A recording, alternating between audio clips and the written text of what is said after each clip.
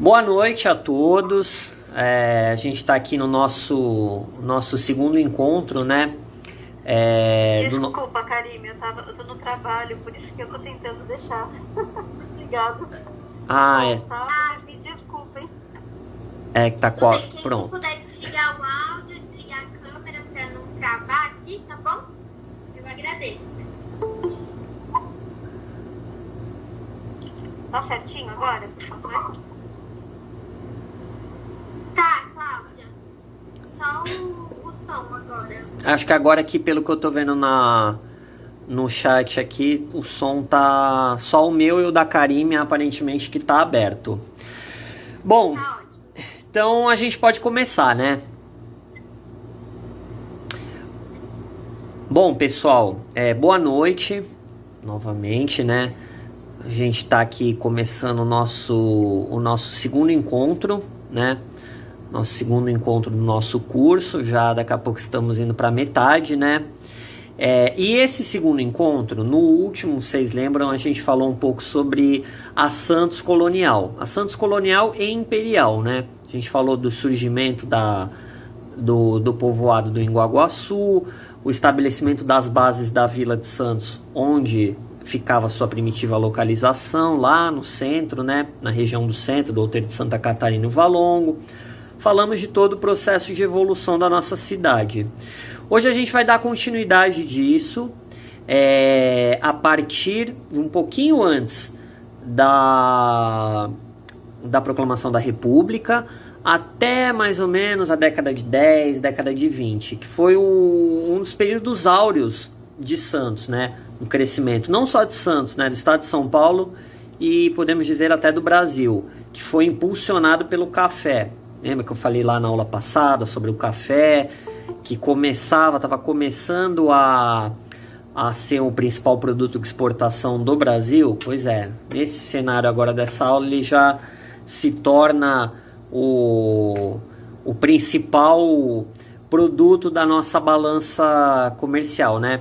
Então a gente vai falar um pouco da evolução da nossa cidade, dos problemas principalmente que Santos enfrentou com esse crescimento desordenado, da origem dessas pessoas que vieram para cá, das questões sanitárias que afetavam muito a cidade nesse período, né? A gente teve um período assolado aí entre o final do século XIX e início do século XX por epidemias das mais diversos tipos, febre amarela, peste bubônica, varíola. E a gente vai falar um pouco também da evolução urbana da cidade e do saneamento básico, né? Tudo isso linkando um pouco com o que estava acontecendo, contexto nacional político da Primeira República. Essa segunda aula nós vamos ter a participação da Karime, né? Não sei se todos vocês conhecem a Karime Mussali. Ela é historiadora também, formada pela Universidade Católica de Santos, é mestre em educação, não é, Karime? História da educação. Mestre em História da Educação, pela USP. Trabalha também, assim como eu, na Fundação Arquivo e Memória. A gente trabalha também com os arquivos da cidade. A diferença é que eu trabalho no arquivo intermediário e ela no permanente, que tem sob a guarda os documentos mais antigos da cidade. Bom, inicialmente a gente vai fazer aqui em dois módulos. O primeiro módulo, eu vou tentar ser um pouco mais breve, é o meu módulo, né? Eu vou estar falando um pouco sobre a evolução urbana da cidade de Santos e o contexto das pandemias nessa virada do século XIX para o século XX, né? Os planos de saneamento da cidade, de urbanismo, crescimento em direção às praias, os canais, né? Plantação dos canais pelo Saturnino de Brito, expansão das linhas de bonde, primeiramente a burro, depois elétrica, dos principais serviços públicos, né? Água, esgoto, luz elétrica. E depois disso, a Karime, a gente vai estar fazendo um bate-papo com a Karime, que é a nossa convidada, sobre a questão imigratória em Santos durante esse período, com foco principalmente na colônia espanhola, que é o objeto de estudo da Carime, mas a gente vai estar falando um pouco disso porque esse período Santos recebeu um afluxo de imigrantes, principalmente portugueses e espanhóis, e fora os italianos, os japoneses que desembarcavam aqui no nosso porto em direção ao interior, muito grande. A gente teve uma transformação econômica, política na cidade muito intensa e um crescimento também muito intenso. Para vocês terem uma ideia, de acordo com os censos realizados, o censo de 1890 e o censo de 1900, a população de Santos, ela entre esses 10 anos, ela cresceu 4 vezes. Ela passou de cerca de 15 mil em 1889, 1888, ali antes da proclamação da República, para 50 mil habitantes em 1900. Então, quem eram essas pessoas? Isso num contexto de pandemia, né? Pandemia não, epidemia. Pandemia estamos vivendo agora, é verdade. É que a pandemia é a palavra do momento, né? Epidemia, a Karen me corrigiu bem. Então a gente vai estar falando sobre isso. Eu vou primeiro passar esses dados. Na aula passada, a gente encerrou falando sobre as transformações que já estavam vindo na última metade do século XIX, né? Plantação da ferrovia, São Paulo Railway, expansão do café, expansão urbana e, infelizmente, também as epidemias, né? A gente teve um pouquinho antes aqui da abolição da escravidão aqui em Santos, um movimento abolicionista muito grande, né? A gente tinha aqui uma população que recebia escravos foragidos das fazendas de café do interior de São Paulo. A gente teve vários quilombos aqui na nossa cidade. O quilombo do Jabaquara, que era o maior e o mais importante aí, que até um dos seus líderes foi Quintino de Lacerda, que foi o primeiro vereador negro de Santos, eleito em 1895. A gente teve o quilombo do Pai Felipe, que onde hoje é a região ali da CET, onde hoje fica o prédio da CET, ali no final da Ana Costa, na Rangel Pestana. E a gente tinha uma população que tinha essa tradição abolicionista, né? Inclusive, fala-se que Santos aboliu a escravidão antes do restante do Brasil, né? 2 anos antes. A gente não tem nas atas da Câmara oficialmente nada disso, está faltando, né, sobre esse período, mas convenciona-se na historiografia, né, até no trabalho da professora Vilma Terezinha, a dissertação de mestrado dela, o Discurso do Progresso sobre a Evolução de Santos, ela cita isso. O memorialista Sérgio Williams também cita isso. Francisco Martins dos Santos e Olau Rodrigues. Então, Santos já tinha uma tradição muito forte pró-abolição e houveram muitos comícios pró-abolição aqui na nossa cidade, né?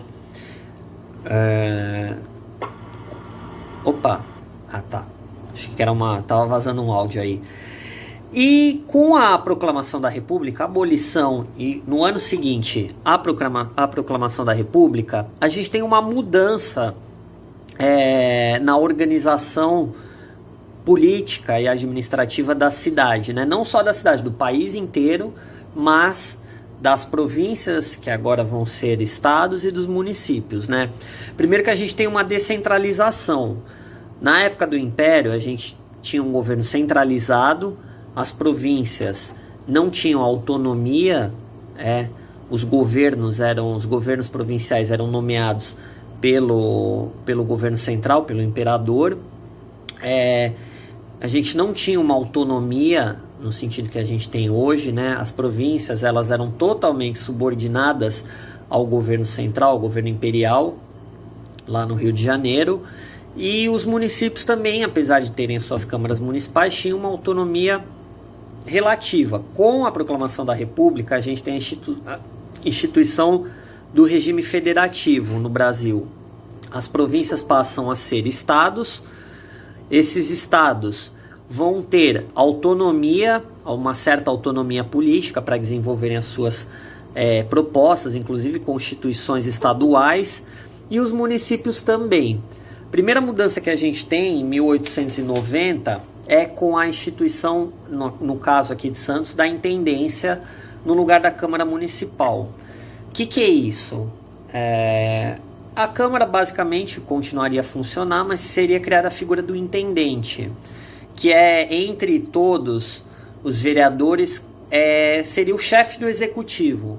Foi criada a figura do chefe do executivo, que mais tarde vai ser denominada prefeito. Isso traz algumas mudanças aqui na nossa cidade, né? Com uma maior autonomia, começam a ter alguns conflitos entre o governo municipal de Santos e o governo estadual. E esses conflitos eles vão ser mais intensos ainda na questão do saneamento básico, na questão do fim das epidemias em Santos. Por quê? Como eu falei para vocês, a partir de 1850 a febre amarela chegou em Santos. A gente teve, durante esse período aí, até o final do século XIX, cada vez mais, conforme foi chegando no final do século XIX, um incremento da população, somado a um movimento de navios cada vez maior no nosso porto, que ainda eram os trapiches. Isso vai dar uma falta de higiene completa. Como eu falei para vocês, a gente não tinha coleta de lixo ainda, não tinha sistema de esgoto, todas as imundícies eram jogadas nos ribeirões que atravessavam o centro de Santos. Então isso vai formar um caldo, um turbilhão ali de problemas de saneamento básico, na questão da saúde pública, né? E aí o que acontece? A Câmara, em 1888, 89, ainda no período imperial, já vai reconhecer essa situação e vai começar a realizar algumas obras de saneamento na cidade de Santos. Os ribeirões que eu falei para vocês na aula passada lá, que atravessavam a cidade, eles vão ser o centro, né? Eles vão ser aterrados, eles vão ser canalizados, vão ser cobertos. Você começa a ter, a partir de 1870, com a CIA City já, sistema de exploração de água, né? Água potável. Você vai começar a ter ali o fim do enterramento nas igrejas, no início dos cemitérios. Você já vai ter uma preocupação muito tímida com a questão da saúde pública, mas ainda muito tímida, muito incipiente. E essa incipiência ainda vai se traduzir nos números, né? Como eu falei para vocês, em 1889, o último ano do governo imperial, morreram em Santos 800 pessoas vitimadas pela febre amarela. A gente pode falar, 800 pessoas, não é tanto assim, mas se a gente pegar proporcionalmente uma população que Santos tinha de 15 mil habitantes, na época, é bastante. A gente fazendo um comparativo, no dia de hoje a gente está com 1.030 e poucas mortes por Covid-19 na cidade de Santos, numa população de mais de 400 mil habitantes. Aqui a gente está falando de 800 pessoas em um ano numa população de 15 mil. Então é um problema muito grande. E Santos nessa época ela estava restrita, já tinha saído um pouquinho mais do centro histórico, já tinha se expandido um pouco em direção ao Paquetá, a Vila Matias e ao Macuco. Já começavam a surgir ali as primeiras casas no bairro do Macuco, ali no limite mais ou menos onde hoje é a Rua Luiza Macuco, ali próximo do campus Dom Idílio da Unisantos. Mas as ruas ainda não eram calçadas, a Câmara estava começando a se preocupar com essa questão do saneamento básico e dos esgotos, mas ainda não tinha coleta de lixo, ainda era uma coisa muito primitiva. Mesmo o abastecimento de água ainda era precário, né? Eu peguei um trecho aqui de um livro chamado A Campanha Sanitária, a Campanha Sanitária de Santos, do médico Guilherme Álvaro, que escreveu esse livro em 1920. Ele foi um dos membros da comissão do Saturnino de Brito, responsável pelos canais. E ele fala que vou até ler um pedacinho para vocês aqui. Ele fala que a água do abastecimento público era escassa, usando-se ainda os poços que crivavam os quintais e os pátios, ao lado das latrinas. O aspecto de Santos ainda era francamente colonial, do tipo mais antiquado. A casaria, em geral, feia, baixa e desgraciosa, bordava ruas estreitas.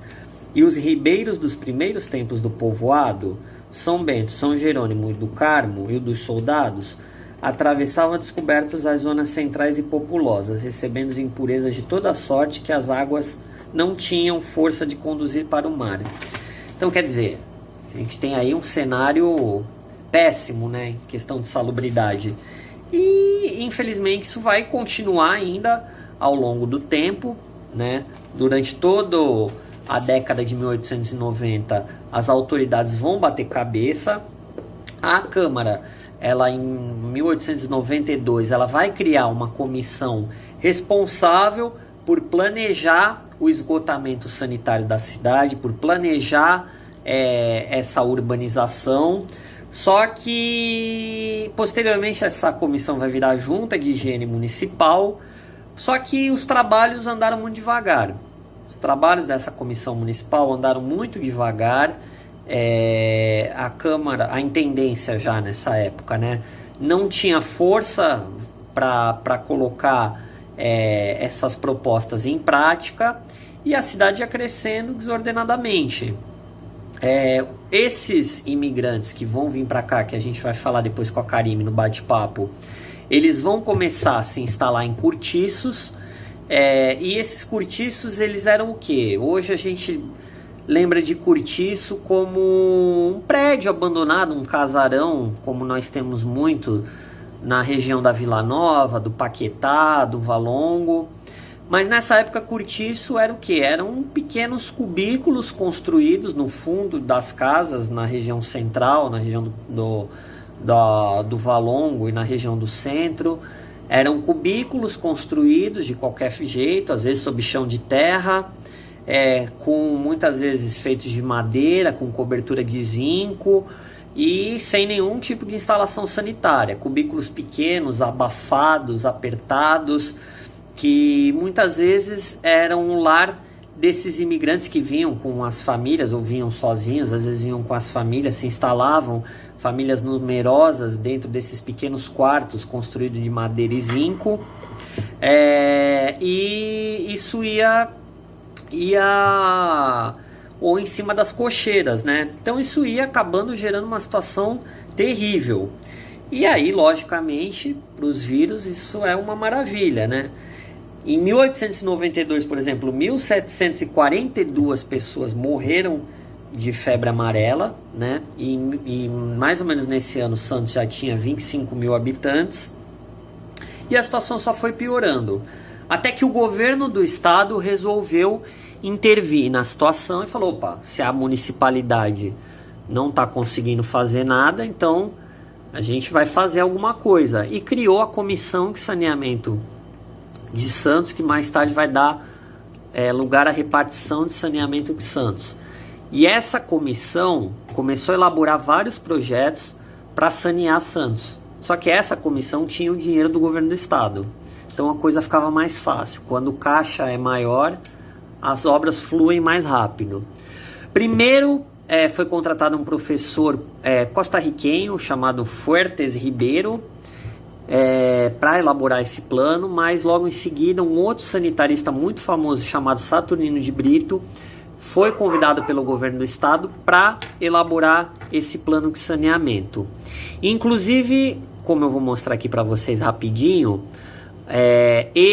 tanto a Câmara Municipal de Santos, essa comissão municipal, quanto a comissão estadual do Saturnino de Brito elaboraram plantas de urbanização para a cidade, né? Eu vou mostrar para vocês aqui agora um pouquinho, duas dessas. Espera aí.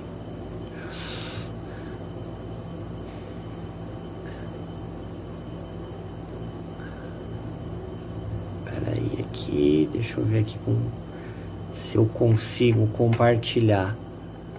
Aqui, ó, rapidinho para vocês. Aqui essa é uma planta da Comissão de Saneamento Municipal de Santos, né, que foi mantida pela Câmara e pela Intendência. Era uma proposta.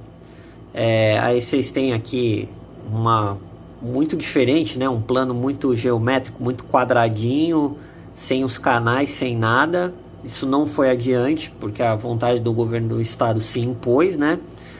E a gente tem também aqui uma outra planta,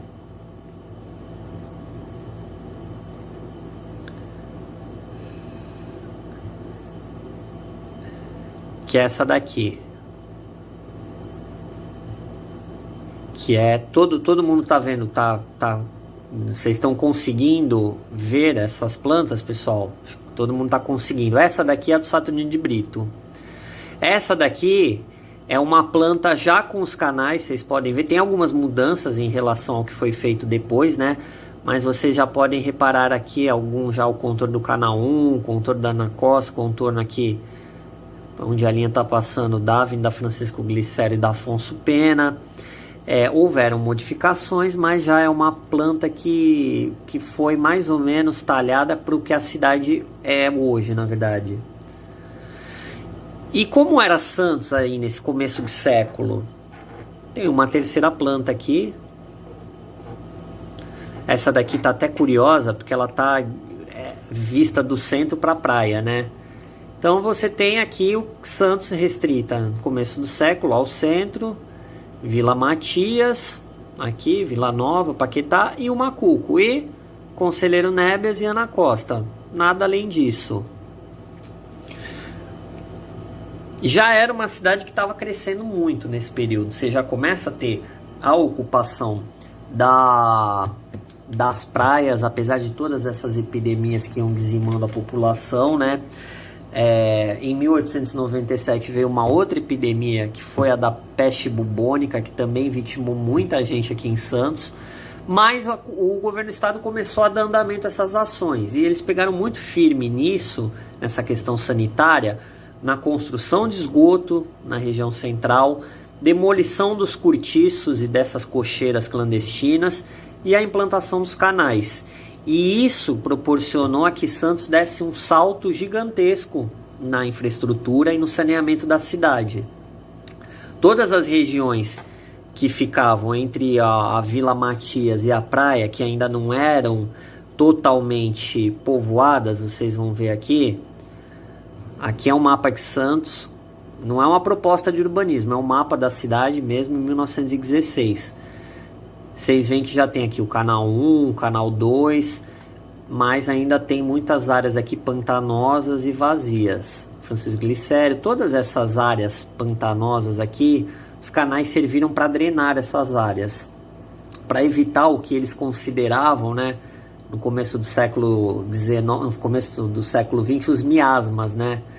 Que ainda não se sabia exatamente, por exemplo, que o vetor da febre amarela era um mosquito, então considerava-se que a febre, as pessoas pegavam febre por conta da água ruim, do clima pantanoso, da salubridade, dessas coisas todas, dessas questões todas. Espera aí que eu vou compartilhar esse mapa aqui de 1916. O Almir não conseguiu ver. Tá aqui, ó. Eu tava escrevendo pra ele. Tem que ver na lateral, Almir. Ver se aparece pra você. Eu acho que agora todos estão vendo, não estão? Eu tô vendo. Coloquei aqui, ó. Então, E aqui você vê que a cidade, de 1903 para 16, já cresceu mais aqui em direção à Vila Belmiro. Aqui é a Vila Matias, mais ou menos aqui nas proximidades da Rua Carvalho de Mendonça. Já tem a Francisco Glicério. Já tem os canais, até o canal 4, né? O 5 e o 6, eles estão traçados aqui, mas eles ainda não tinham sido construídos. Eles só foram construídos na década de 20. Então você tem uma melhoria do saneamento, uma queda das epidemias em Santos e uma, consequentemente, melhor qualidade de vida, né? E aí, também nesse período, você tem nós temos a construção do porto organizado em Santos. Os trapiches, eles dão espaço ao porto, ao cais aterrado, como nós temos até hoje, com os armazéns, os guindastes. Esse porto, ele começou a ser construído, esse porto organizado em 1887, por uma firma, a Companhia Docas de Santos, que era explorada pelo Gaffrey Ginley e Cândido Gaffrey. E em 1892 vai ter o primeiro trecho inaugurado lá no Valongo. E ao longo da década de 10 até a década de 20, esse porto já vai estar chegando ali na região do Canal 4, mais ou menos, dos Outeirinhos, né? Então a gente tem uma série de coisas acontecendo na cidade, de progressos. Você tem a luz elétrica, a primeira iluminação elétrica em 1903, a construção do mercado municipal em 1902, implantação dos bondes elétricos em 1909, a expansão, começo do loteamento na praia, né, com a construção das mansões dos Barões de Café, a construção de um matadouro municipal em 1915, e o fim da cidade colonial. Enquanto todas essas transformações estão acontecendo, o centro de Santos, lembra que eu falei na aula passada, a área que ficava entre o Valongo e o Outeiro de Santa Catarina, essa área que era composta por construções barrocas, construções coloniais, a semelhança do que a gente vê nas cidades históricas mineiras, ou em Paraty, ou Iguape, aqui mais perto, elas foram sendo demolidas, porque no começo do período republicano, a ideia de que essas construções do período colonial, do período imperial, elas eram antiquadas, elas eram velhas, sujas. Isso não foi um processo que aconteceu só em Santos, São Paulo, Rio de Janeiro, Porto Alegre, várias cidades, quase, não todas, né? Que a gente tem alguns exemplos, Salvador também, São Luís preservados, mas muitas cidades que tinham mais uma condição financeira melhor por conta do café, acabaram destruindo seus casarios coloniais e substituindo por construções mais modernas para a época. Então hoje o que nós temos no nosso patrimônio histórico no centro de Santos é quase todo dessa época, do final do século XIX e início do século XX, com alguns poucos remanescentes coloniais. E essa cidade ela vai crescendo loucamente, né? A gente tem de 1890 uma população de mais ou menos 15 mil pessoas. Em 1900, 50 mil pessoas. Em 1913 a gente vai chegar em Santos a 88 mil pessoas. E pelo censo de 1913, 45% dessa população em 1913 era composta de estrangeiros. Então é um movimento migratório muito forte. E para falar desse movimento migratório muito forte, né, a gente vai dar agora espaço para nossa segunda palestrante aqui, a Karime Mussali. Eba! Diga aí, Karime, agora é com você. Eu falo muito, gente, desculpa se eu falo bastante. Às vezes eu tô preocupada, assim, porque o Gustavo, gente, ele sabe tudo, né? Não, quem me dera, se eu soubesse tudo, tava feito na vida, já tava rico. Eu acho que ele já falou tudo que eu ia falar. Não, imagina, não falou não, tudo. Vai que é sua, Karime. Então, primeiro, boa noite. Tudo bem com vocês? Nossa, eu tô muito feliz, gente. É muito legal ver todas as pessoas prestigiando esse encontro, os amigos. E eu gostaria de agradecer também o convite, né? Agradecer a presença de vocês, o convite que o Gustavo fez. Agradecer o apoio da Prefeitura e do Governo Federal, porque esse encontro online, né, só foi possível graças à Lei Aldir Blanc, eu não sei se vocês sabem já, né? Bom, eu vou me apresentar de novo, tá? Porque eu já tinha dito pro Gustavo que eu ia me apresentar, então eu vou me apresentar. Bom, meu nome é Karime, eu tenho 26 anos, sou formada em História. O mestrado, Gustavo, é na área de Cultura, Filosofia e História da Educação, tá? E eu e o Gustavo, a gente trabalha juntos na fundação, né? Como ele falou, cada um em um arquivo. A gente começou como estagiários Em 2014 a gente acabou ficando, até hoje a gente trabalha como historiadores. Bom, ele já falou, né, que ele fica no ativo intermediário, eu fico no ativo permanente.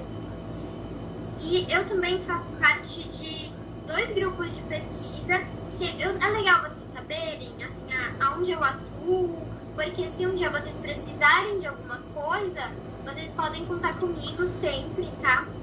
Os grupos de pesquisa é o Grupo Interdisciplinar de Estudos Culturais, que é o GIEC, e eu também faço parte do NIEP, que é o Núcleo Interdisciplinar de Pesquisa em História da Educação, tá? E também membro do Instituto Jovem do Instituto Histórico e Geográfico de Santos, tá? Então, se vocês precisarem, vocês podem contar comigo. Então, eu tinha falado para o Gustavo que quando eu fosse falar, eu não trouxe a apresentação de slide porque eu quero propor mais um bate-papo para não ficar sempre a mesma coisa, né? Mudar um pouco o formato. Senão a gente só fica falando, todo mundo falando, né? Vai todo mundo ficar de saco cheio. Então, aí vocês podem interagir quando vocês quiserem. Aí, Gustavo, se você vê que eu pulei alguma pergunta, alguma coisa, e fica de olho se alguém quiser falar, tá bom? Tá, tudo bem. Fiquem tranquilos. Qualquer dúvida aqui, vocês têm o chat, só irem perguntando via chat. Tá, então vamos lá, né? Bom, o Gustavo falou bastante sobre isso, até no encontro passado, hoje também. Então, Santos é uma das cidades mais antigas do país, é uma cidade histórica, que amparou, que acompanhou o desenvolvimento do Brasil desde a colônia, né?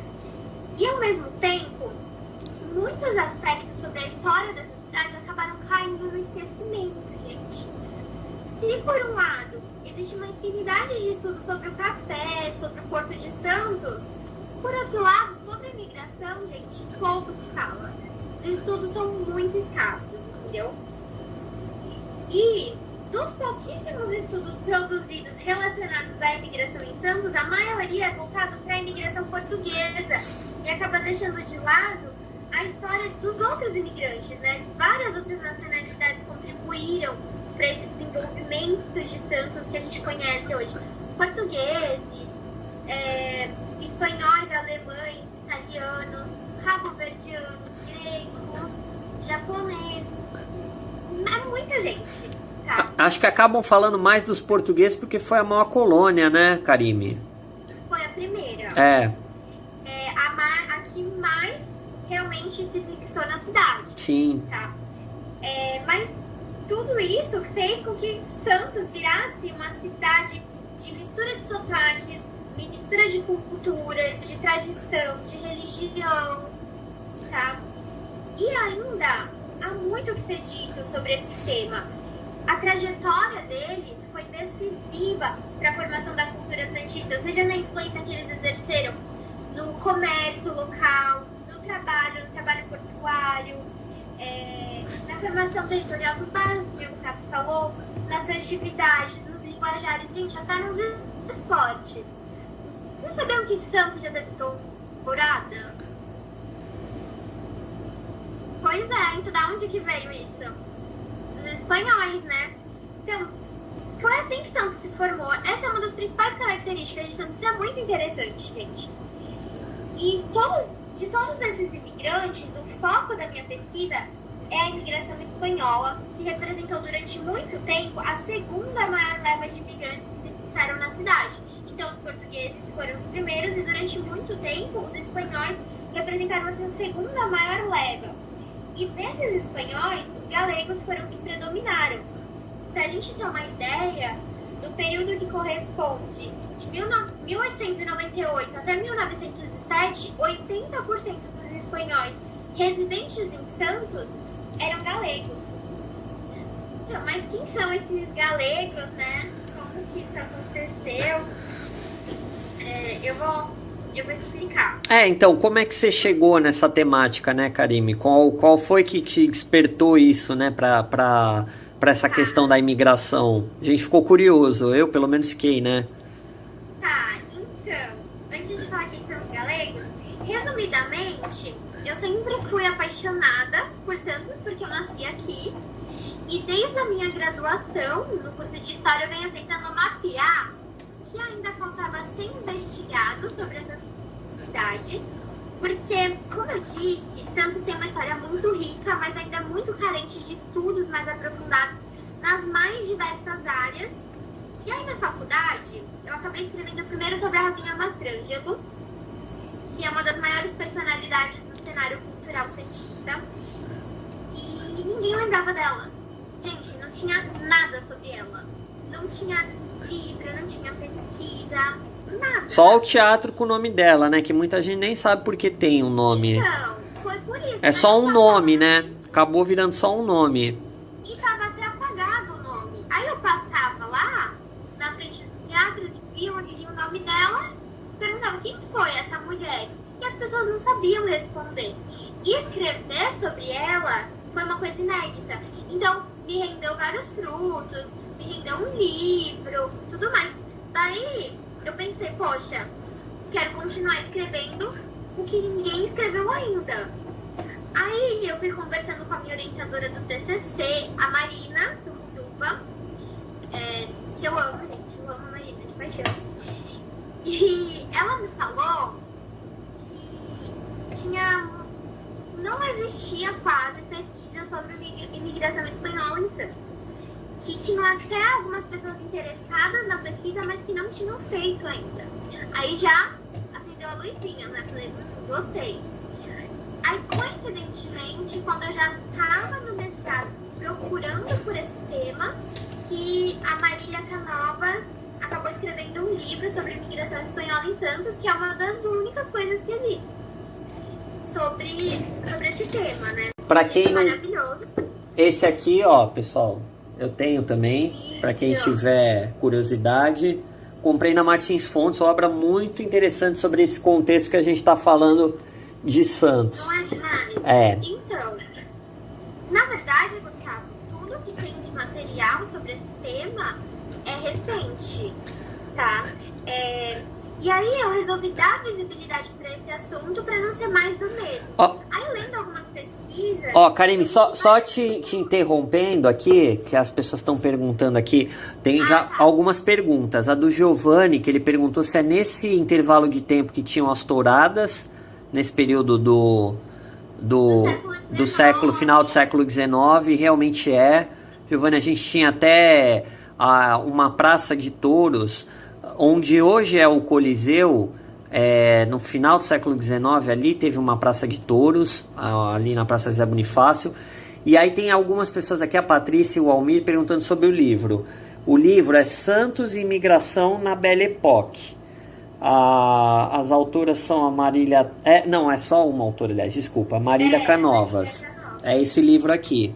Depois, se quiserem, eu passo para vocês direitinho os dados. Gente, esse livro, ele é muito completo, tá? Aproveitando que você tá falando dele, ele aborda não só a imigração, sabe? Mas ele fala de tudo e mais um pouco. Ele fala sobre a evolução da cidade, as transformações da virada... Isso, Almir. O Almir falou Santos e Imigração na Belle Époque. É isso mesmo. Marília Canovas, a autora. Santos e Imigração na Belle Époque, os espanhóis, cotidiano urbano, práticas associativas e militância política. 1880 a 1922, tá? Esse é o título completo. Pra quem quiser só assim, a gente tá falando de livro também, pra quem tiver curiosidade sobre esse período da imigração também, a gente tem esse aqui, que é Laços de Sangue, Privilégios e Intolerância à Imigração Portuguesa no Brasil. Ele é mais geralzão, mas ele também fala sobre Santos, que ele está contando a história da imigração portuguesa e como Santos foi uma das principais colônias. Se alguém quiser, eu vou digitar os nomes aqui no chat, tá? Por favor. Então, e gente, sabe por que é interessante esse livro também? Lá na fundação, onde a gente trabalha, no arquivo permanente, ligam muitas pessoas perguntando: ai, vocês têm algum documento de um parente meu para eu tirar a cidadania? Ele era de 1890, de 1870. Vocês têm alguma coisa? E a gente não tem documentação pessoal, tá?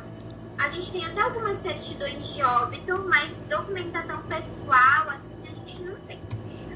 Só que eu indico, toda vez que ligam lá, e é sobre algum imigrante espanhol, eu falo isso, eu falo desse livro. Por quê? Olha o que a Marília fez. Ela escreveu no final do livro uma lista de sobrenomes. E esses sobrenomes, ela foi no consulado, escreveu nome por nome, porque nem foto podia tirar, e fez um banco de dados que só ela tem. Então, se alguém estiver procurando algum parente espanhol, não acha nada, assim, nenhuma documentação desse parente, desse imigrante, e tiver o sobrenome no livro, pode ser que ela tenha algum dado dele que vai te ajudar. Então eu sempre indico esse livro também por isso, tá? Fica aí essa dica. Então, Gustavo, voltando, né? Vamos voltar. Tava só digitando o nome dos livros aqui pro pessoal que tá perguntando. Voltando, né? Por que eu escolhi? Daí eu descobri que essas pessoas falavam de uma escola que existiu no Centro Espanhol no início do século XX, mas nenhuma tinha ainda se aprofundado sobre essa escola. Eu falei, pronto, é isso. Eu vou falar sobre essa escola, né? E aí eu acabei descobrindo que o Centro Espanhol, ele se propunha a ensinar não só por meio de uma escola, mas por meio de uma biblioteca, de teatro, de dança, de palestra. Então, foi incrível, assim, daí eu acabei ingressando de vez, caindo de cabeça nesse tema, tá? E, bom, é isso, respondi, né, Gustavo? Ah, muito bem. Deixa eu voltar aqui com a minha câmera. Então, aí voltando no assunto. Gustavo, como você mesmo falou, Sim. Santos, ainda na primeira metade do século XIX, ainda era um lugar bem simples, com características coloniais. A importância do porto era bastante reduzida. Sim, sim. Aí, depois de 1850, com a cafeicultura e a expansão do porto, esse cenário começa a mudar, né? Sim.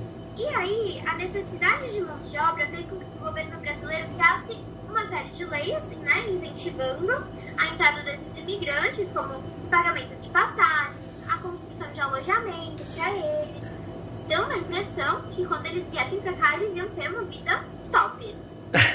Mas, como vocês viram, né, como o Gustavo falou, quando eles chegaram aqui... Era só... Sim. Foi só sofrimento. Então, aí esse período é o período que a gente chama de grande imigração, que é marcado por essa imigração subsidiada pelo governo. Mas os galegos, eles têm uma característica diferente, Gustavo. Você sabia que eles não vinham, a maioria deles não vinha com a imigração subsidiada? Olha, isso eu não sabia não. Vinham por conta própria, muito igual os portugueses, é isso? E por carta de chamada. Ah, os parentes que já estavam aqui, né? Vinha muitas vezes o pai antes e aí chamava o resto da família. Abria uma mercearia. Aí escrevia a carta e falava, olha, eu já tenho uma mercearia, pode vir. Aí vinha, era assim, entendeu? Os galegos tinham essa característica. E também, Gustavo, é importante dizer que nem todos que passavam por Santos ficavam na cidade, né? Ah, sim. A maior parte seguia para São Paulo. Assim como... Mas quando eles viam esse porto enorme, eles falavam, putz, aqui eu vou me dar bem, e acabavam ficando, né? E eu lembro de você ter falado do recenseamento de 1913. Isso. Tiveram outros recenseamentos, mas o de 1913 acabou que foi um dos mais precisos da época. Os outros a gente não podia confiar muito bem, entendeu? Era mais ou menos os censos, até uma observação aí para quem esteja assistindo, os censos até o final do século XIX, começo do século XX, eles eram muito rudimentares, né? Se até hoje em dia é difícil você fazer recenseamento, né? Que dirá 100, 150 anos atrás. Então, aí, desses 88 mil habitantes que você falou, Gustavo, um quarto era formado por portugueses, 9% da população santista era espanhola, Caramba, bastante. E 4% italiana. E olha que muita gente fala que os santistas são descendentes dos italianos de portugueses, mas os espanhóis estavam antes. Sim, em número maior, né? Então. Ai, gente, eu não falei, né, dos galegos. Eu falei galego e não respondi quem são. Vocês sabem? Alguém sabe? Tá? Alguém quer falar? Então. Então tá, então fala. A Galícia é uma região localizada no noroeste da Espanha. Ela é formada por 4 províncias, que é La Coruña, Lugo, Orense e Pontevedra. E faz fronteira com Portugal, é uma região fronteiriça com Portugal. E a Galícia é uma comunidade autônoma histórica da Espanha. Então a gente pode pensar mais ou menos como se fosse um estado, vai. É mais ou menos isso, tá? Só que a Galícia, ela tem um idioma próprio, que é o galego, é um idioma bem próximo com o português. E ela não precisa da participação do governo central da Espanha para tomar a maioria das decisões. É uma comunidade que luta para ter uma certa independência. Deu para entender, mais ou menos? Deu, da minha parte deu. Então, e sabe o que é interessante também? Que eu tava lendo as pesquisas da Diana Vidal, que foi minha orientadora, né? Ela é diretora do IEB, não sei se vocês conhecem. E ela fala bastante da questão da invisibilidade galega. Porque assim, como a Galícia faz fronteira com Portugal, muitos galegos acabavam vindo para a América partindo não dos portos da Galícia, mas da cidade do Porto, em Portugal. O que dificultava na hora de contabilizar os imigrantes que vinham da Galícia, o que é uma invisibilidade estatística, né?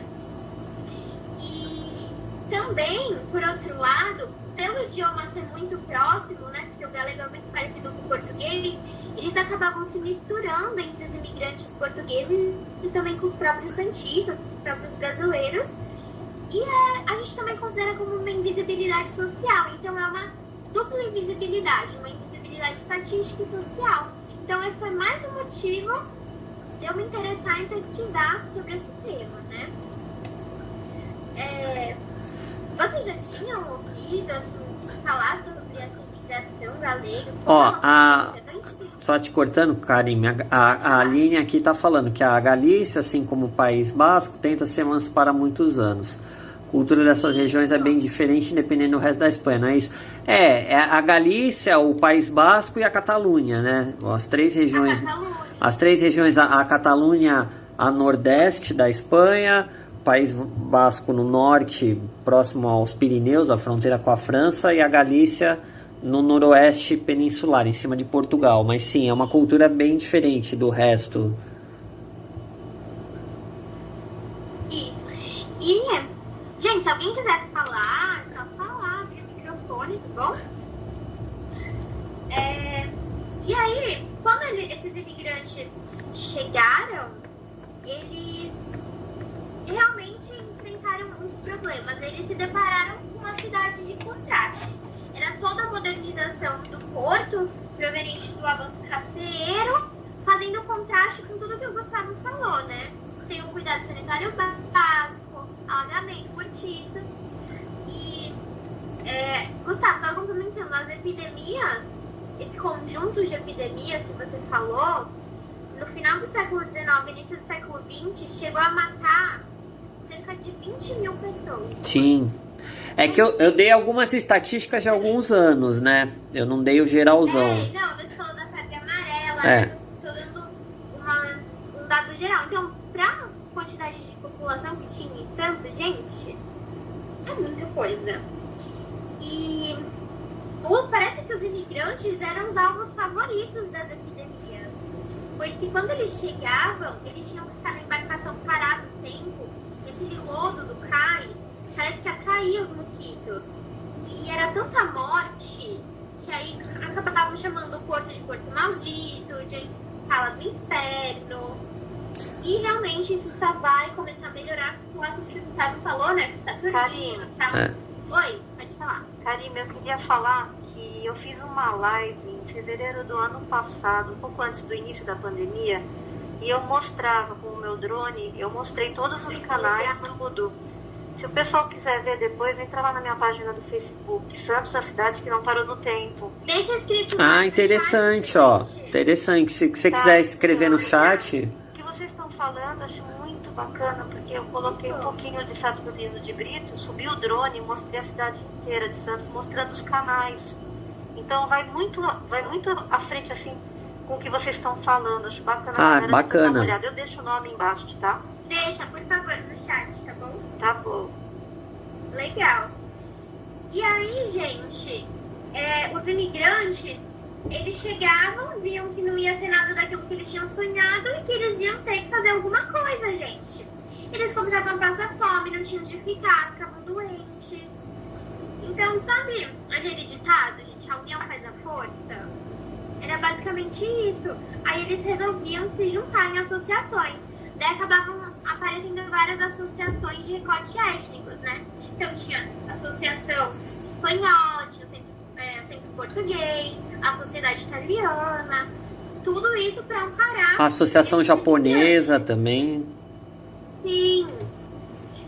O centro espanhol, que é o foco da minha pesquisa, ele surgiu em 1895 e é considerada a mais antiga associação étnica hispânica do estado de São Paulo.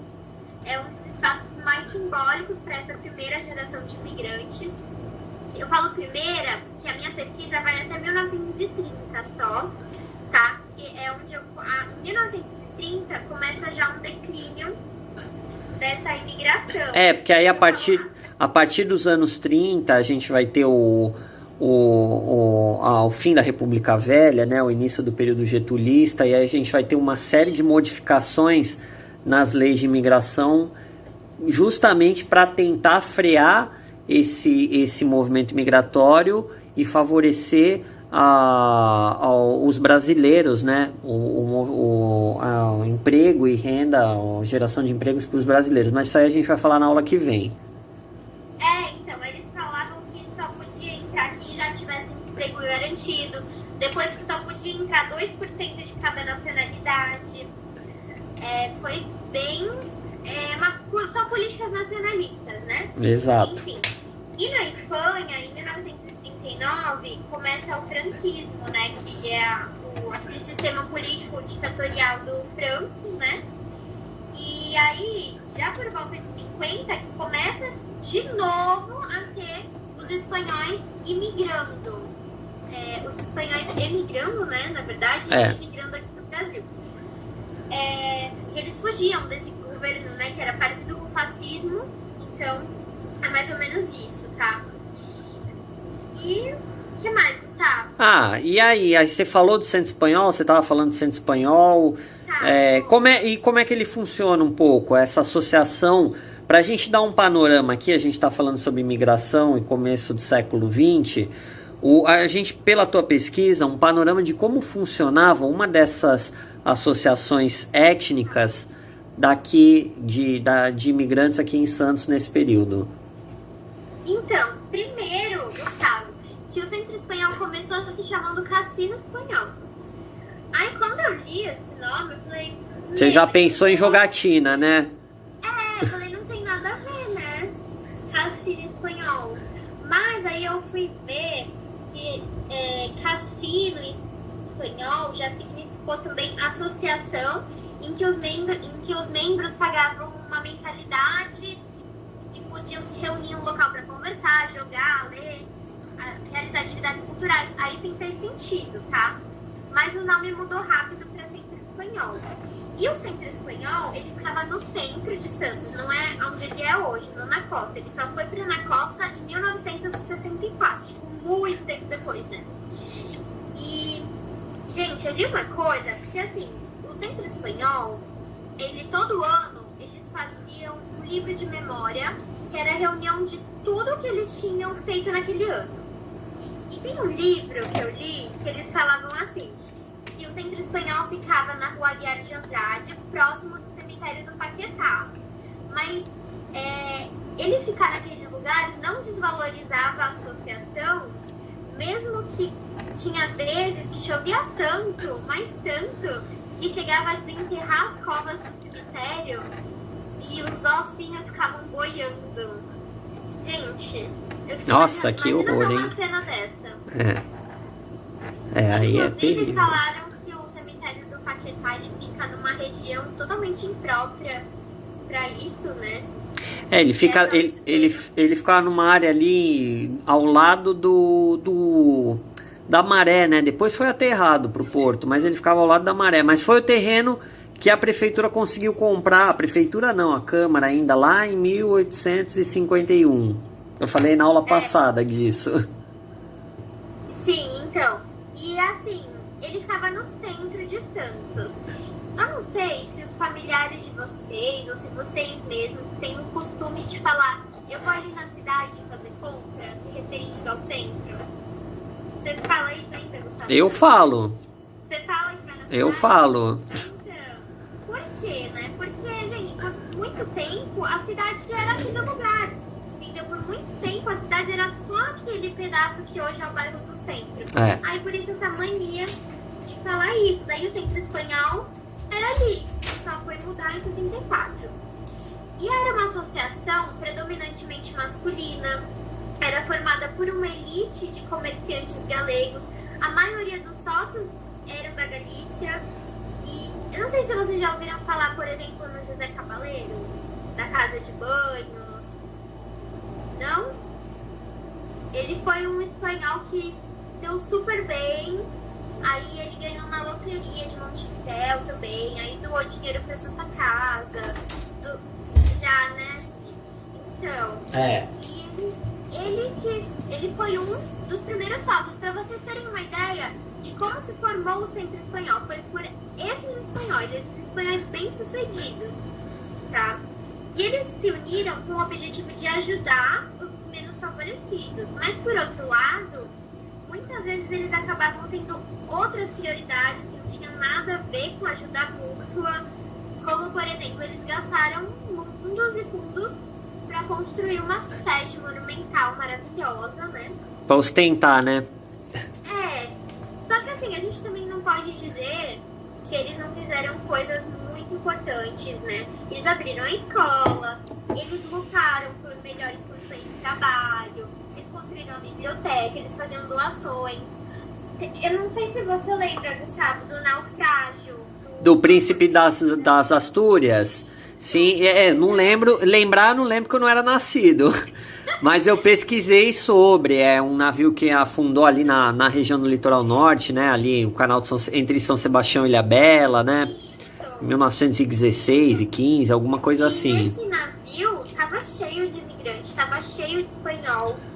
Acho que morreram umas 400 pessoas. Nossa. E eles ajudaram muito os sobreviventes. Eles organizaram uma campanha gigantesca. Então, essa é uma das ações positivas, né? E sobre o naufrágio desse navio ainda tem vários mistérios. Porque falavam que esse navio tava carregando ouro, tava cheio de bronze, ouro, prata. Tem até tem um livro sobre sobre o naufrágio do Príncipe das Astúrias. Eu não sei o nome, mas existe. É Príncipe das Astúrias o nome do livro. É? Ah, então olha só que simples. Agora eu não lembro o autor. Também Mas eu sei não. que tem na associação comercial. Ô, Enfim. Karime, Oi. não, você ainda tá falando do Príncipe das Astúrias, né? Não. Não, desse mistério. Daí falaram que ele tava cheio de grana. E aí, eles do nada mudaram a rota. E aí o navio naufragou. Daí eles acham que eles mudaram a rota de propósito, porque o dinheiro nunca foi achado. E aí eles desceram com o dinheiro e depois afundaram o navio pra ninguém ser preso. Mas isso daí é uma teoria, né? Vai saber. Deixa eu te perguntar uma coisa, Karime. Um outro momento que a gente viveu aqui na nossa cidade nesse período, no final da década de 10, já um pouquinho depois, já não tem a ver com saneamento, mas foi uma questão mundial, né? Uma pandemia igual agora do coronavírus. A gripe espanhola, você poderia falar um pouquinho sobre isso? Sim. Pra gente? Então, gente. E foi em 1918 que rolou essa epidemia, essa pandemia da gripe espanhola. Gente, foi horrível. Eu acho que foi mais feio que o corona, viu, gente? Eu vejo um monte de pessoas falando, a gente nunca viveu, o mundo nunca passou por um momento tão horrível quanto esse que a gente tá vivendo agora com o corona. Mas, gente, a gripe espanhola, ela, se não foi a mais mortal, foi uma das mais mortais da história da humanidade. Porque em 1918, a população era bem menor que a de hoje, né? E os dados oficiais dizem que mais de 17 milhões de pessoas morreram. Só que pensa, se hoje em dia, com toda a tecnologia que existe, a gente ainda nem confia muito nos dados oficiais, né? Imagina naquela época. Tem estudos... Você não tinha nem a estrutura hospitalar para todo mundo, então muitas dessas pessoas morriam em casa. E você tem que lembrar ainda, hoje em dia todo mundo nasce, quase todo mundo, né? Em alguns rincões, infelizmente ainda não, mas as pessoas são registradas, tem certidão de nascimento, tem RG. Em 1918, às vezes as pessoas viviam no interior, não tinha nenhum documento, às vezes, então morria, nem sabia que tinha nascido, que dirá que tinha morrido. E para contabilizar isso, então, tem estudos que falam que a realidade mesmo é que dizimou quase que a humanidade toda, que quase 100 milhões de pessoas morreram e não sobrou quase ninguém. E veio muita, chegou aqui no Brasil com força, né, inclusive aqui em Santos também. Foi na metade de outubro de 1918 que ela chegou em Santos, e aqui em Santos ela atingiu mais ou menos umas 80 mil pessoas, com quase 900 mortos, e o pessoal demorou pra fechar tudo, sabe? E aí acabou virando o que virou. E eles realmente, sabe, você falou uma coisa importante, que eles não tinham onde colocar os doentes. Tem gente que conta que, morria uma pessoa em casa, eles não tinham onde pôr os corpos. Aí, por exemplo, tua mãe morria, e a tua mãe tava ali na sala morta. Aí, o corpo dela já tava apodrecendo. Aí, sabe o que faziam? Trocavam o corpo. Vinham com o corpo do João, deixavam o corpo do João aqui na sala e pegava a tua mãe que tava mais podre pra enterrar.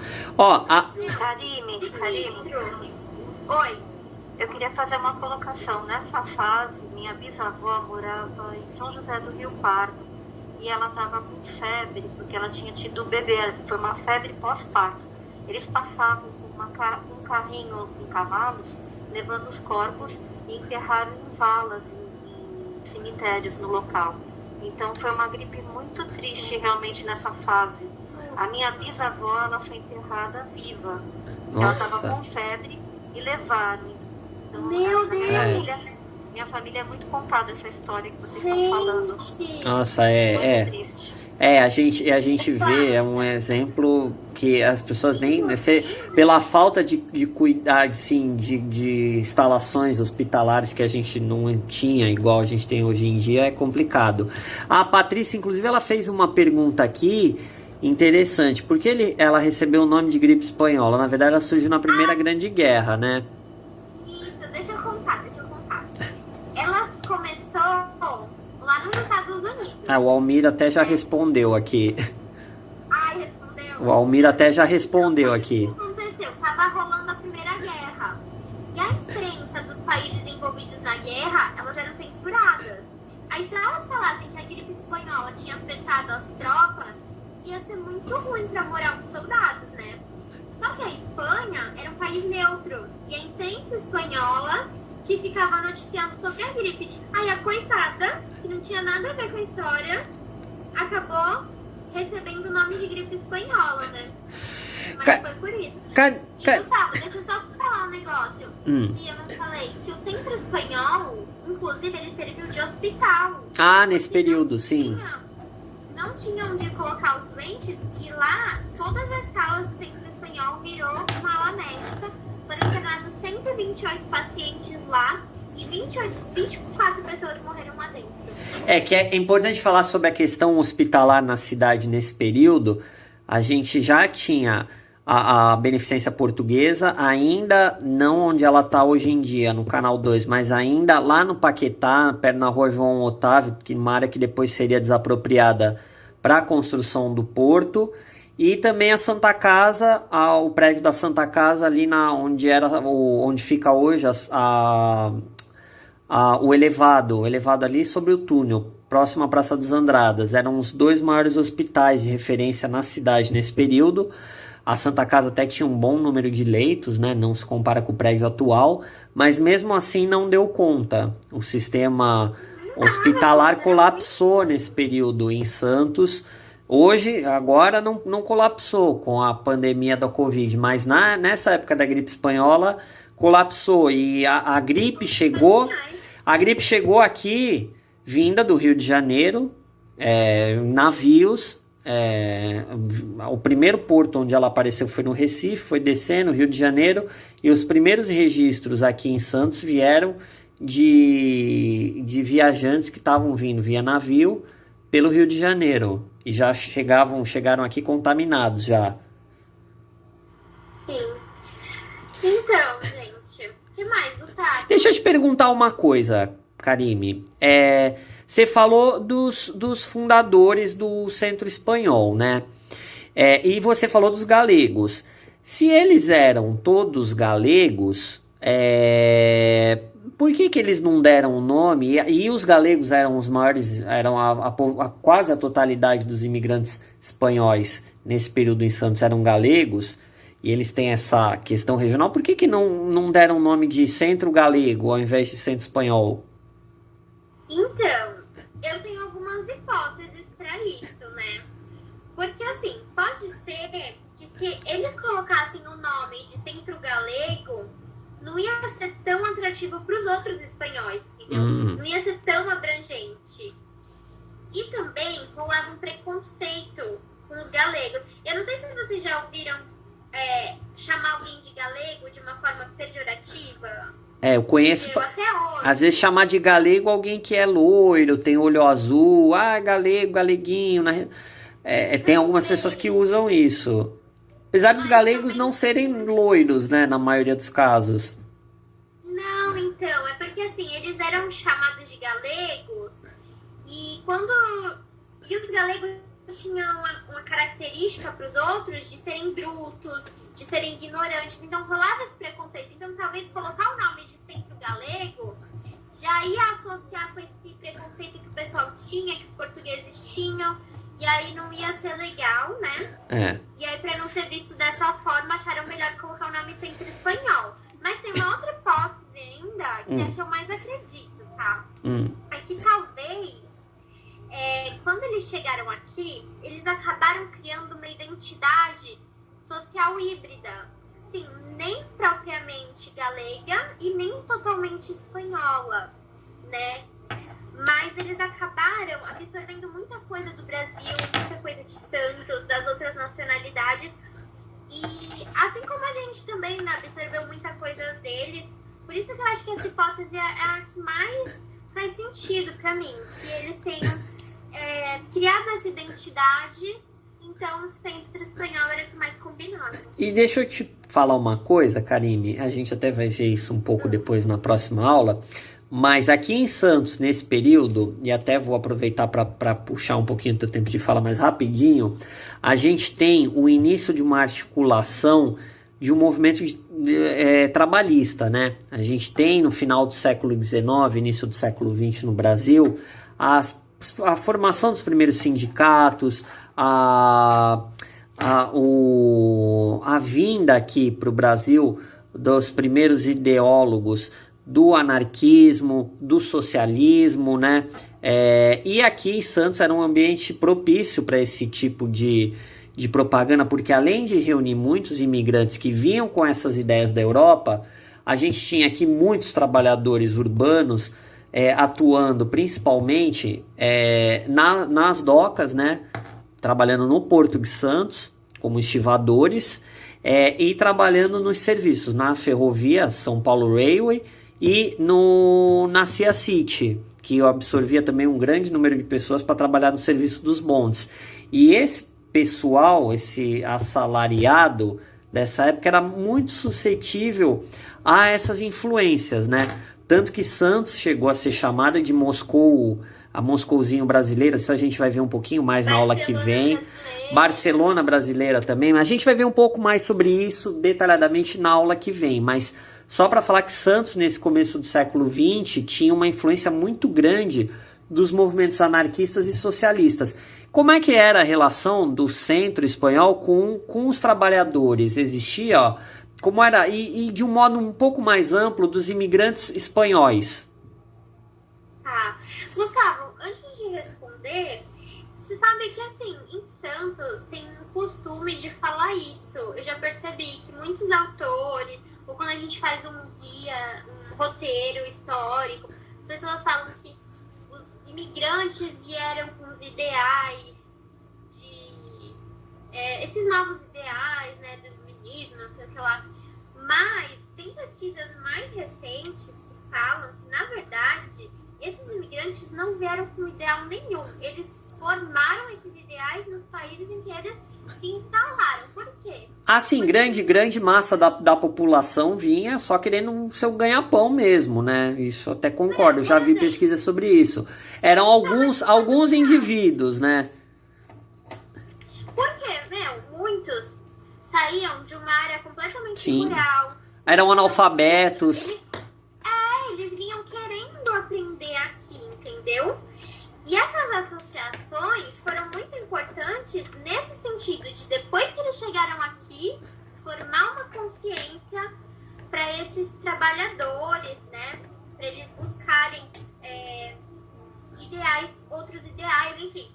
O centro espanhol, né, ele muitas vezes ele tentou se mostrar apolítico, tentou se mostrar completamente neutro. O próprio regulamento falava que era expressamente proibido qualquer discussão de caráter político ou religioso nas instalações, né, da associação. Só que o que acontecia? Muitos sócios acabavam se envolvendo nas greves dos trabalhadores, porque embora a diretoria fosse uma maioria da elite, a massa de associados era de trabalhador, operário, então eles se envolviam nessa luta. E o centro espanhol não tinha o que fazer, eles acabavam participando, defendendo os sócios, né, defendendo os espanhóis. Eles chegaram a contratar advogado para libertar sócios que iam acabar presos. Teve uma vez que prenderam um dos sócios mais importantes, do que centro. era o José Eras Garcia, que ele era do jornal o Diário Espanhol, não sei se você já ouviu falar. Já, e ele usava, pelo livro da Canovas, eu já li. Então, e ele usava esse jornal para criticar nessas más condições de trabalho, daí foram lá e prenderam ele. E aí, quando ele foi preso, o centro espanhol declarou apoio total a ele, né? E o que unia eles era a nacionalidade, né? Então, eles acabavam entrando na onda pelo fato de defender mesmo. Mas também rolava uma relação paternalista lá, sabe? Sim. Tipo, eu cuido de você, mas você vai puxar a sardinha pro meu lado, entendeu? Aí, em 1907, teve aquela lei Adolfo Gordo, que autorizava a expulsão dos estrangeiros que tivessem envolvido nessas greves, né? Sim. E aí, depois dessa lei, aí as greves eles começaram a pegar mais leve nas greves, mas ainda assim rolava bastante, viu? E aí, só pra gente que tá chegando o nosso tempo agora de terminar aqui a nossa aula, eu queria que você falasse um pouco da questão da educação. Eu sei que o Centro Espanhol manteve uma escola durante um tempo, depois parou, depois voltou, né? Explica um pouco pra gente aí, pra gente finalizar um pouco esse nosso encontro. Que a escola é meu foco mesmo, né? Do meu trabalho, da minha pesquisa de dissertação de mestrado. E a escola do Centro Espanhol, ela foi uma das principais iniciativas mesmo educacionais voltadas para esses imigrantes. Ela começou as suas atividades em 1904, aí ela funcionou até 1906, fecha, e depois, em 1911, ela reabre e fica até 1917. Aí, na minha pesquisa, eu falo que tiveram, então, 2 fases de funcionamento, né? Essa primeira fase, que é de 1904 até 1906, ela tinha uma configuração bem diferente do modelo de escola que a gente conhece, tá? Era assim, tipo, eles ofereciam cursos avulsos e cada um se inscrevia no curso que quisesse. Isso era a escola. Tá? Então tinha curso de primário, castelhano, tinha curso de grego, latim, e cada um matriculava no que queria. Aí na segunda fase de funcionamento, a escola começa a apresentar um currículo mais consolidado, né? Currículo obrigatório, que era já mais se aproximando mais das mudanças que ocorreram na instrução pública do início da República, depois da proclamação da República, tá?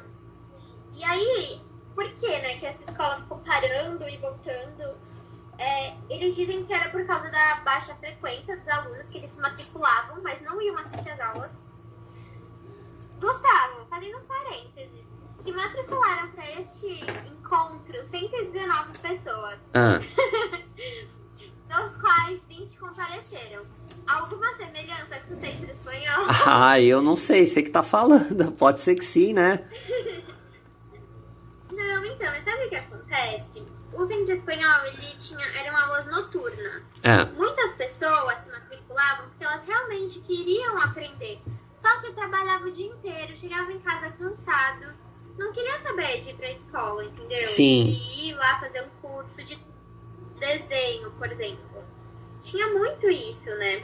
Sim, e bastante. Também, já no início do século XX, começam a surgir as academias de comércio de Santos, escolas que também eram voltadas para o trabalho, e isso também pode ter influenciado nessa escola. E outra coisa também, aquelas políticas de nacionalização que você estava falando. Sim. Elas começam a ser pensadas já no início do século XX. Sim. E aí, o governo queria não queria mais que tivesse escola para estrangeiros. Eles queriam que aquele espanhol tivesse aula de história do Brasil e não de história da Espanha. Já que ele estava no Brasil, era... Isso é as políticas nacionalistas já da época de Getúlio Vargas, né? Já após o Estado Novo. Ela começou antes. Mas isso vai ficar, isso vai depois, na época na época getulista, principalmente depois do Estado Novo, isso ainda vai ficar mais forte. Patrícia, você que estuda educação, como é que era o nome daqueles currículos obrigatórios? Eu esqueci o nome. Das primeiras letras? Não, aquele manual lá do Estado, aqueles livros que a gente pega de fonte, que tem as leis da educação. Tá. Lei de bases e lei curricular de base. Isso, que eram publicados lá pelo Estado. Sim. Em 1917, já tem lá um parágrafo inteiro de nacionalização do estrangeiro. Em 17, hein? Bem longe de 30. É que diretrizes e bases curriculares é depois. É um livro antes. Eu não lembro, Karine. Tem um nome específico. Eu também não estou lembrada agora. Mas, Karine, desculpa, já que eu abri o microfone, eu fiquei pensando aqui nas políticas, porque eu estou estudando, agora eu vou começar a me enfronhar um pouco mais nessa questão da escola e como que as escolas, principalmente de primeiras letras, elas se desenvolveram. Mas pensando a questão da Espanha mesmo, né, dessa etnia, diria. O que aconteceu com a língua? Como que eles... Porque assim, eles vinham com a língua, eles queriam tratar da cultura, e daí pensando no que o Gustavo falou, com essas políticas nacionalistas, né? E eu acredito também que tenha sido bem antes até, um pouco mais já no começo da República, entre essa transição de abolição e República, o que aconteceu linguisticamente falando? Porque tem um impacto, né? Olha, Patrícia, o que eu posso te dizer é que, assim, como em Santos, esse período que eu estudei, a grande parte eram os galegos, o galego é muito próximo do português. Então, não foi muito difícil para eles. Só que o Centro Espanhol, olha que curioso, dava aula de castelhano. que é uma variante de Andaluzia, né? Do andaluz. Então, e olha que curioso. A maioria dos sócios eram galegos, mas os professores eram de Andaluzia. Por isso que eles davam aula de castelhano. Então, acabou sendo uma mistureba. Foi isso. Bom, gente. Só sim, tá. Calma aí, Gustavo, deixa eu só terminar. Que o nosso tempo já tá... Surgiram as escolas voltadas para o trabalho, já nessa época, por exemplo, a Academia de Comércio, eles acabaram pegando muito rápido o português, porque muitos se matricularam, muitos, entendeu? É mais ou menos isso. Tá bom? Bom, pessoal, eu acho que foi... Eu acho que é isso, né? Eu acho que a Karime... Muito obrigado, Karime, pela presença. A gente deu para dar uma explanada sobre Santos nesse início aí, principalmente com base no teu estudo aí sobre o Centro Espanhol. Tatiana, só encerrando, Tatiana tá perguntando se vai ter aula dia 17. Vamos ter aula sim dia 17, Tatiana. A gente depois manda o link da aula por e-mail. Mas acho que foi muito proveitoso, né? A gente continuou falando dessa parte aí de Santos, desse período que é riquíssimo, ainda teria muito mais para falar. Santos, nesse período do final do século XIX, início do século XX, acho que é o esplendor da nossa cidade, né? O auge, é onde as transformações ocorrem freneticamente. Tem mais um pavilhão, um caldeirão de coisas para falar, mas eu acho que dentro do possível, não dá para falar tudo, a gente conseguiu fazer um bom trabalho e dar um relato aqui de uma pesquisa sobre uma dessas associações da nossa cidade que foi tão importante quanto o Centro Espanhol e desse processo de saneamento e crescimento da cidade. Bom, pessoal, nessa aula aqui eu vou enviar para vocês o material da aula passada, não esqueci não, tá? Tive alguns contratempos. Dessa aula a gente não fez slides, né? Foi um bate-papo mais descontraído. E a próxima aula, semana que vem, no próximo dia 10, a gente vai dar continuidade, a gente vai estar falando um pouco sobre a trajetória e a evolução política de Santos durante o século XX. Então, muito obrigado, pessoal. Eu acho que o link vai ser outro, Patrícia, mas aí eu vou tentar mandar com um dia de antecedência para vocês, para todo mundo ficar atento. Muito obrigado, espero que vocês tenham gostado, né? Obrigado pela presença e também, se a Karime quiser agradecer aí, deixo os minutos finais para ela. Gente, eu adorei, sério, eu adorei participar. E foi o que o Gustavo falou, tudo isso tem muito mais perguntas do que respostas. Pois né? São muitas hipóteses. Então é tudo uma formiguinha no meio de tanta coisa que tem que ser estudada ainda. Mas eu espero que vocês tenham gostado e que vocês tenham ficado interessados nesse tema. Quem sabe aí podem contribuir. Opa! Até engasgou, hein? Até engasguei. Fiquei emocionada, gente. Que esses estudos cresçam cada vez mais, que a história de Santos seja mais valorizada, gente, porque é isso que a nossa cidade precisa, né?